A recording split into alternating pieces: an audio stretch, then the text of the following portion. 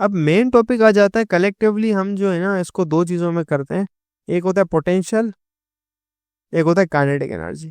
तो ये दो टॉपिक हमारे होने वाले हैं। एक होता है काइनेटिक एनर्जी का पूरा टॉपिक हमें समझना है कि काइनेटिक एनर्जी दरअसल होती क्या है, और उसके बाद हमें आना है पोटेंशियल एनर्जी की तरफ।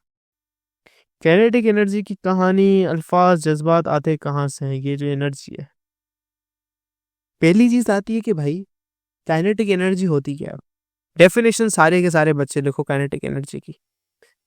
पहला काम हर किसी ने ये करना है, काइनेटिक एनर्जी की डेफिनेशन वगैरह लिखनी है।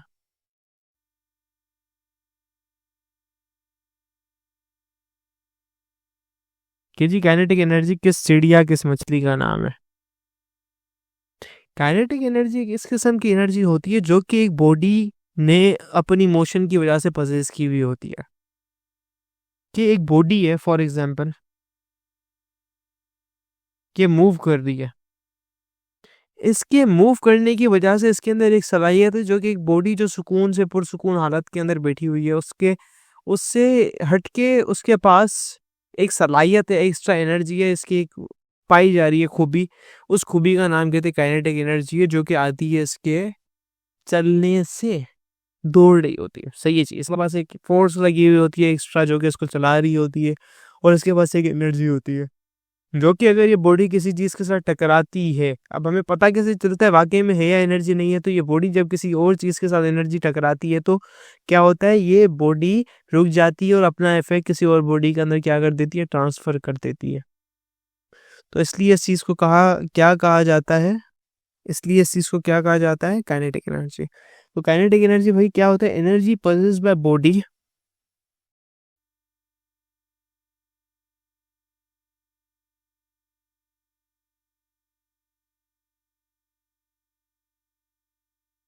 Energy possessed by body, by body, by body due to virtue of its motion। और सबसे इम्पोर्टेंट बात, हमने इस चैप्टर के ग्रैंड टेस्ट का जो प्रैक्टिस टेस्ट है उसका लिंक हमने डिस्क्रिप्शन में डाल दिया है। आप डिस्क्रिप्शन में जाकर ये ऊपर पहला लिंक है प्रैक्टिस ग्रैंड टेस्ट को, यहाँ पे जाएं और सॉल्व करें और प्रैक्टिस करें। यहाँ से आपने अगर प्रैक्टिस कर ली, आपके एग्जाम्स के अंदर एमसीक्यूज के अंदर 100% मार्क्स गारंटेड है। उसके अलावा अगर आपको हमारे फ्री नोट्स चाहिए, lecture, guest papers, model papers चाहिए, तो इस पहली वाली लिंक पे क्लिक करके आप हमारे चैनल को ज्वाइन हो जाए, और दूसरी वाली लिंक को क्लिक करके आप हमारा व्हाट्सएप ग्रुप है इंपॉर्टेंट प्रीमियम, उसको ज्वाइन हो जाएं, ठीक है। अगर आपको ट्यूशंस वगैरह के अंदर एनरोल होना है, कोई डाउट है, तो ये हमारा व्हाट्सएप नंबर, इस पे क्लिक करेंगे आप डायरेक्ट व्हाट्सएप पे चले जाएंगे, और तमाम बुक्स के पीडीएफ इस वाले यहाँ पर आखिरी वाले आपके पास गिवन है। आप यहाँ से कोई भी बुक उठा सकते हैं, आपकी जो मर्जी चाहे, सारी की सारी क्लासेस का। इसके साथ साथ आपसे रिक्वेस्ट है, आप चैनल को सब्सक्राइब और वीडियो को लाइक भी करते हैं। ये बॉडी है यहाँ पर, और जब इसके पास फोर्स लगी तो ये बॉडी यहाँ पर पहुंची, ठीक है। ये सेम टू सेम बॉडी है, सही है। इनिशियली क्या है, ये बॉडी किस चीज के अंदर है, इनिशियली ये बॉडी है रेस्ट के अंदर, यानी जीरो वेलोसिटी के साथ। ये सेम बॉडी ए है, ये वही सेम बॉडी ए है इनिशियली रेस्ट में। आपने क्या किया, इस बॉडी के ऊपर लगी है खतरनाक किस्म की फोर्स। क्या लगी है, इस बॉडी के ऊपर लगी है खतरनाक किस्म की एफ से फोर्स। जिस फोर्स ने क्या करवाया, इसको करवाया मूव, ठीक है। इसने क्या किया, जिस जिस फोर्स की वजह से यहां से लेकर यहां तक का एक फासला तय किया है, जिसको कहते हैं हम डिस्प्लेसमेंट तय किया है इसने। इसे मैं कहता हूं इसने फासला तय किया एस, सही है, यहां तक। अब शुरू में क्योंकि इसकी वेलोसिटी थी 0 मीटर पर सेकेंड, और आफ्टर दिस मोमेंट इसकी जो फाइनल वेलोसिटी जाके पहुंची है V F is equal to V metre per second, कुछ ना कुछ जाके पहुंची है। तो क्या हुआ, इस वजह से आपके पास शुरू में इसकी क्या थी, हमें पता है मोशन की वजह से एनर्जी होती है काइनेटिक एनर्जी, शुरू में हो गई काइनेटिक एनर्जी 0। यहाँ पर इसकी कुछ काइनेटिक एनर्जी पहुंच गई, फाइनल काइनेटिक एनर्जी जिसे कहते हैं काइनेटिक एनर्जी फाइनल, जो कि काइनेटिक एनर्जी कुछ इसके बराबर होती है, ठीक है। तो ये कहानी है। अच्छा, इसके अंदर हुआ क्या, हमने क्या किया, फोर्स लगाई है, वर्क डन किया, वर्क डन से ट्रांसफर हुई है फोर्स। तो क्या होता है आपको पता है, डब्ल्यू होता है एफ एस कोस थीटा, क्योंकि angle of displacement and force same है तो हम लिखेंगे एफ एस, वर्क डन। और वर्क डन आपके पास आ गया इसके बराबर, एफ एस के बराबर इस केस के अंदर। Using Newton second law, Newton का सेकंड लॉ यूज करते हुए, Newton's law of motion hashtag 2, जो कि हमें बताता है कि एफ इज इक्वल टू है ए में, सही है। फेडरल बोर्ड के एनुअल एग्जाम्स का डर है, लेकिन ये नहीं पता कि तैयारी कहाँ से करनी है। दूसरी बात ये नहीं पता कि एग्जाम के अंदर सवाल का जवाब लिखना कैसे है, कैसे सेंटेंसेस को फॉर्म करना है, कैसे हमें फुल के फुल मार्क्स मिले। तो भाई घबराना किस बात से, हमारी बैच इसी प्रॉब्लम को तो सॉल्व करने आई है। तो आप भी हमारे बच्चों की तरह 97.8 परसेंटेज ला सकते हो, 98.27 परसेंटेज ला सकते हो, फातिमा की तरह, अगली फातिमा आप बन सकते हो। आप 505 मार्क्स ले सकते हो आउट ऑफ 520। अच्छा जी, कैसे, हम आपको सिखाते हैं कि एग्जाम के अंदर लिखना कैसे होता है, ग्रेड टेस्ट प्रोवाइड करते हैं। देखिए जी, हमारे पास है पाकिस्तान की one of the best faculty. आप कोई भी सब्जेक्ट लेना चाहें, आपका जो दिल करे, आप सारे सब्जेक्ट्स लें, सिर्फ और सिर्फ 3,000 रुपये में पूरे साल में। आपको एग्जाम राइटिंग मेथड सेशन दिए जाते हैं कि सवाल का जवाब लिखना कैसे, डिफरेंस वाला अलग क्वेश्चन, डेफिनेशन अलग, एग्जाम्पल वाला अलग, मैथ के सवालों का जवाब अलग होता है। आपको टॉपर बच्चों के नोट्स दिए जाते हैं, आपको फुल बुक के notes, question answers, live classes के अंदर कॉन्सेप्ट पढ़ाया जाता है आपको, और उनकी रिकॉर्डिंग्स भी दी जाती हैं। भैया और क्या चाहिए। अच्छा, और मजे की बात, ग्रैंड टेस्ट से हमारा समझो पेपर लगता है। ये हमारा है केमिस्ट्री का ग्रैंड टेस्ट, इसका सवाल नंबर तुम नोट करो ये। तो भैया इस ग्रैंड टेस्ट में से आपके 3 सवाल लगे हैं क्लास 9 के केमिस्ट्री के पेपर में, इस साल जो नए सिलेबस से हुआ था 2025 के अंदर ग्रेड 9 का। तो इतने इंपॉर्टेंट हमारे ग्रैंड टेस्ट होते हैं, सारे आपको दिए जाते हैं। तो भैया देर किस बात की, इस नंबर पे कांटेक्ट करें और अभी रजिस्टर करवाएं। तो हम क्या करेंगे, इस W की जगह इस चीज को पुट करेंगे, मतलब F की जगह। तो हम क्या कर लेंगे, W is equal to MA times S। तो वर्क डन क्या हो जाएगा आपके पास इसके बराबर। इसके अलावा आपने एक इक्वेशन ऑफ मोशन पढ़ी थी साथ साथ, ये आ गया इधर, कौन सी थी, 2AS is equal to VF square minus VI square, ये पढ़ी थी। तो क्या करो आप, AS को इधर ही रहने दो, 2 को वहां ले जाओ। तो क्या हो जाएगा, AS बराबर हो जाएगा VF square minus VI square upon 2, transformation है। तो यहां पर आपको ये AS नजर आ रहा है, W is equal to MAS। क्या करो, इस AS के अंदर ये चीज डाल दो, यहाँ पर प्लग इन कर दो। तो क्या हो जाएगा, W बराबर होकर आ जाएगा, W is equal to VF square minus VI square upon के अंदर 2 ले आओ,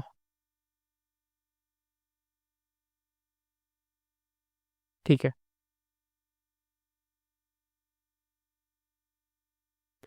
अब इस हमारे वाले केस के अंदर पता है क्या था, हमारे वाले केस के अंदर भैया इनिशियल वेलोसिटी थी 0, I 0 था ना। तो हम क्या करेंगे, W is equal to VF square minus 0 का स्क्वायर अपॉन 2 करेंगे हम, सही है। और हमारे केस के अंदर VF क्या थी, V के बराबर थी, तो हम V लिख लेंगे, V स्क्वायर माइनस 0 स्क्वायर। जब तुम इसको बढ़ाओगे तो ये क्या हो जाएगा, 1/2 MV square, W is equal to. तो वर्क डन हमारा किसके बराबर था, वर्क डन जो बराबर है, यहाँ पे हमने जो जितना भी काम किया वो बराबर था काइनेटिक एनर्जी के। हमने क्या कहा भाई, हमारा वर्क डन क्या था, वर्क डन क्या होता है ये भाई, हमने बॉडी को फोर्स लगाई, उसकी वजह से मूव किया, उसके अंदर काइनेटिक एनर्जी स्टोर की। तो हमारा वर्क डन क्या होता है, वर्क डन यूजुअली बन के आता है W is equal to final kinetic energy minus initial, सही है ना, इतनी थी, ये फर्क आया वर्क डन। तो इसको फार्मूले को यूज करते हुए तुम देखो, तो हमारे पास वर्क डन किसके बराबर होता है, हमारे पास आ जाता है वर्क डन बराबर है kinetic energy final minus kinetic energy initial. तो हमारे पास फाइनल इनिशियल काइनेटिक एनर्जी थी 0 और फाइनल थी के ई माइनस 0। तो वर्क डन बराबर हो जाएगा के ई के, यहाँ से वर्क डन बराबर है के ई के। तो ये आप यहाँ पे जाके डाल दोगे, काइनेटिक एनर्जी बराबर हो जाएगी 1/2 mv² के। यहाँ से आपका आस्था मुस्कुराता फार्मूला आता है काइनेटिक एनर्जी का। ऐसे आपका फार्मूला बन के आता है, तैयार आता है, बनता है। वर्क क्या होता है? Work is responsible for the change in kinetic energy. तो क्या होता है? Work is responsible for change in kinetic energy किसी भी बॉडी की। कहानी है सारी ये, यहाँ पे काइनेटिक एनर्जी चेंज हुई तो मतलब वर्क ने अपना काम करके दिखाया। So that is the point that I am trying to make over here. सही है। तो अच्छा जी, आपकी किताब में अगर हम जाने की कोशिश करते तो आपकी किताब क्या कहती है? हमें यही सारी चीज़ें बता रही होती है कि आपके पास मूविंग बुलेट कुछ काम कर सकती है और जब किसी के अंदर लगती है तो वो हालत ख़राब कर देती है। तो ये सारी चीज़ें होती हैं। काइनेटिक एनर्जी की स्केलर क्वांटिटी होती है। सही है।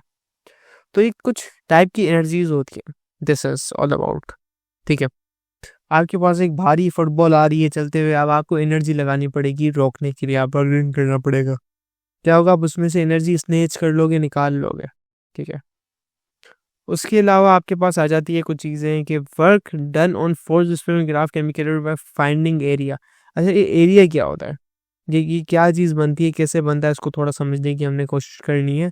हमारा ये वाला खेल बनने वाला है थोड़ा सा भी, कि ये एरिया वेरिया की क्या क्या हरकत है, इसको समझना बहुत इंपॉर्टेंट चीज़ है ये।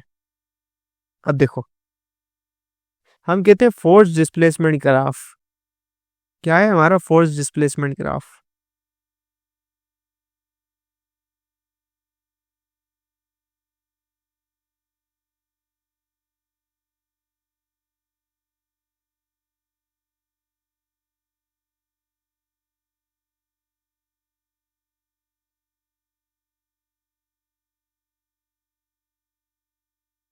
सही है।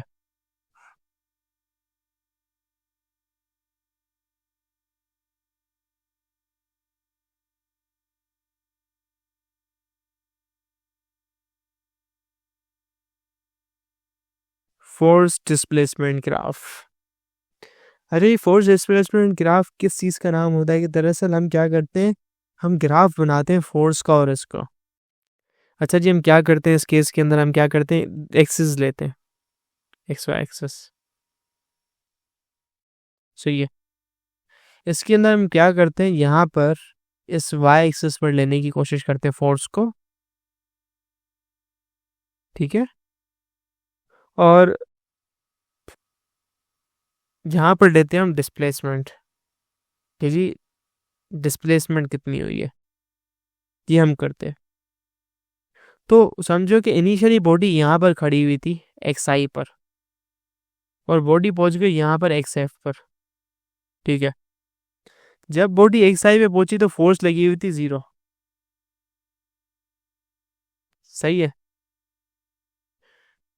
अब एक्स आई पे क्या थी, फोर्स थी 0, लेकिन जब हमने यहाँ पर फोर्स लगाई, इतनी फोर्स लगाई हमने, कुछ एफ अमाउंट की फोर्स लगाई यहाँ पर, लगाते गए लगाते गए लगाते गए तो बॉडी यहाँ पर पहुंच गई जा। ठीक है। सो यहाँ पे कुछ एक लाइन बन रही है आपके पास। सही है। बॉडी को डिस्प्लेसमेंट तय किया। ठीक है। सो यहाँ पर एक पॉइंट आपके पास ये आ जाएगा, एक पॉइंट आएगा यहाँ पर।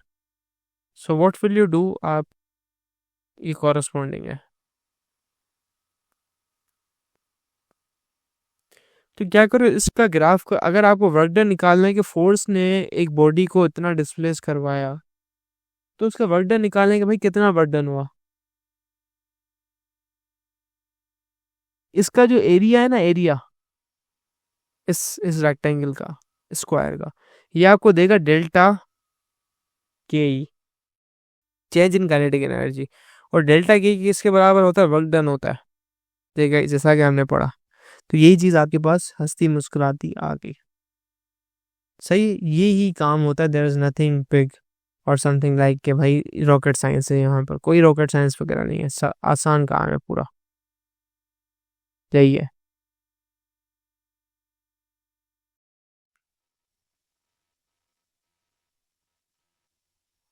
या आप इसको ड्राइव करते हैं, energy is equal to half M V square, ये कर लिया। अच्छा, ये एनर्जी की जो डेरिवेशन है ना, इन्होंने यहाँ से निकाली हुई है, ठीक है, यहाँ से इन्होंने निकालने की कोशिश की है, तो हमने ऐसे ही नॉर्मली तरीके से निकाल लिया, तो हमें कोई ज़रूरत नहीं है इसको ड्राइव करने की बार बार। एनर्जी इज इक्वल टू वो हाफ एम वी स्क्वायर हमने ऑलरेडी अलग तरीके से निकाल दिया है, ठीक है।